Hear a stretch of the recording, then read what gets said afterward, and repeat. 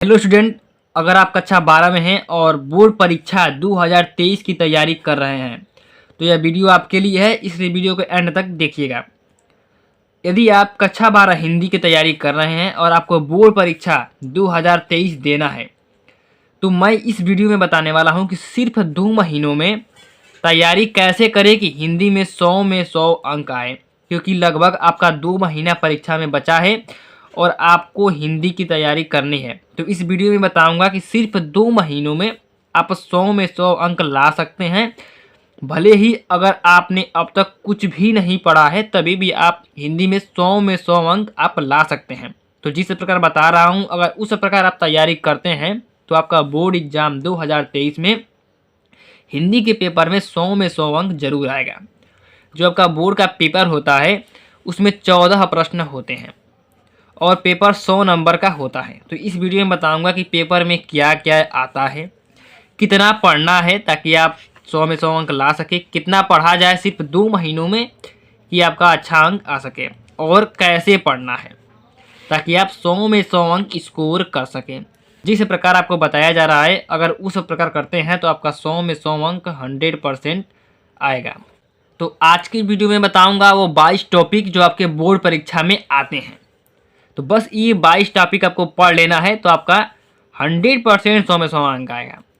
जो सबसे पहला और दूसरा प्रश्न होता है, सबसे पहले आपका बहुविकल्पीय प्रश्न आता है।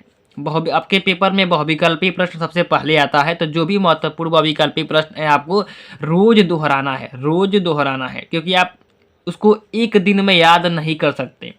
तो इसलिए आपको रोज उसको दोहराना है। जितने भी महत्वपूर्ण बहुविकल्पीय प्रश्न हैं आपको रोज एक बार दोहरा लेना है, एक बार उसको देख लेना है ताकि आपको परीक्षा आते आते वो याद हो जाएगा। बहुविकल्पीय प्रश्न कुल 10 नंबर के आते हैं, तो इसको मिस नहीं करना है, आपको रोज दोहराना है ताकि आपका 10 नंबर पक्का हो सके यहाँ से।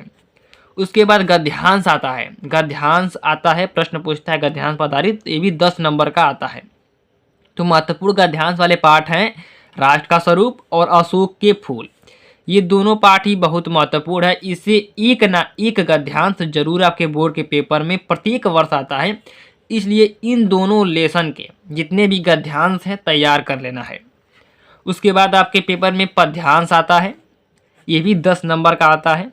तो महत्वपूर्ण पद्यांश वाले पाठ हैं पवन दूतिका, कैकेयी का अनुताप और अभिनव मनुष्य। इन तीनों से एक ना एक पद्यांश आपके बोर्ड के पेपर में जरूर आ जाएगा, इसलिए इन तीनों के पद्यांश को अच्छी तरीके से तैयार कर लेना है ताकि आपका 10 नंबर आ सके। उसके बाद लेखक का साहित्यिक परिचय और रचनाएं पूछता है। तो महत्वपूर्ण जो लेखक हैं वह हैं डॉक्टर वासुदेव अग्रवाल, आचार्य हजारी प्रसाद द्विवेदी और डॉक्टर APJ अब्दुल कलाम। ये 5 नंबर में आता है। तो 3 नंबर मिलता है साहित्यिक परिचय पर और 2 नंबर मिलता है रचनाओं पर। तो आपको इन लेखकों का साहित्यिक परिचय और रचनाएं याद कर लेनी है। उसके बाद कवि साहित्यिक परिचय और रचनाएं आते हैं, ये भी 5 नंबर में आता है। तो जो महत्वपूर्ण कवि हैं वह है मैथिली शरण गुप्त, जयशंकर प्रसाद और महादेवी वर्मा। इन तीनों कवियों का साहित्यिक परिचय और रचनाएं अच्छी तरीके से तैयार कर लेना है ताकि आपका 5 अंक मिल सके। उसके बाद पेपर में कहानी आता है 5 नंबर में। उसके बाद कहानी आता है 5 नंबर में आता है। जो कहानी महत्वपूर्ण जो कहानी है वह है पंचलाइट और बहादुर। तो इन दोनों कहानी का सारांश और उद्देश्य तैयार कर लेना है, अच्छी तरीके से तैयार करना है सारांश और उद्देश्य, इससे भी आपको 5 अंक मिलते हैं। उसके बाद खंडकाव्य होता है। तो खंडकाव्य भी 5 नंबर में आता है। तो आपके ज़िले में जो खंडकाव्य पढ़ाया जाता होगा उसको पढ़ लेना है। आपको बस एक ही खंडकाव्य पढ़ना होता है, तो जो भी पढ़ाया जाता होगा आपको उसको अच्छी तरीके से तैयार कर लेना है। उसके बाद संस्कृत गद्यांश आता है, 7 नंबर में आता है। संस्कृत गद्यांश आता है, उसको आपको 100 संदर्भ हिंदी अनुवाद करना होता है। तो महत्वपूर्ण संस्कृत गद्यांश और जो पाठ हैं वह है संस्कृत भाषाया महत्वम और महामना मालवीय।